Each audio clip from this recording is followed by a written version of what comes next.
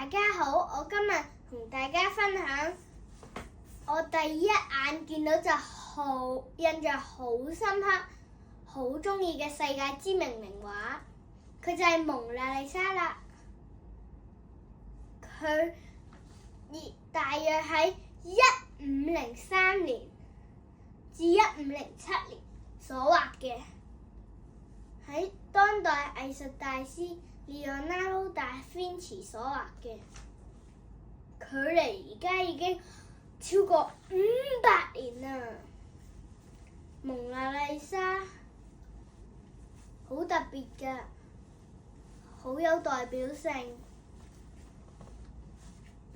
因為畫中蒙娜麗莎嘅面部係3/7角度面向觀眾，而佢嘅身體仲有少少喐動添，會有更多立體感，更生動。對比當時嘅其他畫像，只係有正側面嘅咋。佢嘅姿勢呢已經好犀利㗎啦，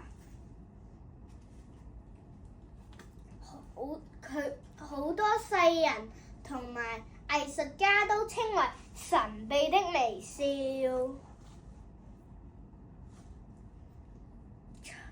微笑，佢嘅微笑加埋佢嘅千言萬語眼神，千言萬語嘅眼神，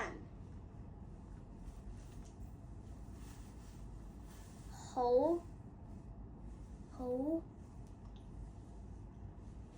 有代表性，好靚，好多人都鍾意，好有影響力。所以包括我，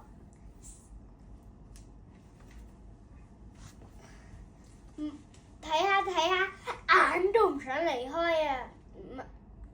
迷着咗，太出名啦，太有影響力，好多人都鍾意啊！所以從面世之後，16、17世紀嘅時候，有好多蒙娜麗莎嘅複製品，有呢一幅普拉多版蒙娜麗莎，好有代表性啊！聽講呢一幅係Da Vinci 其中一個學徒同Da Vinci同時同地一齊畫嘅。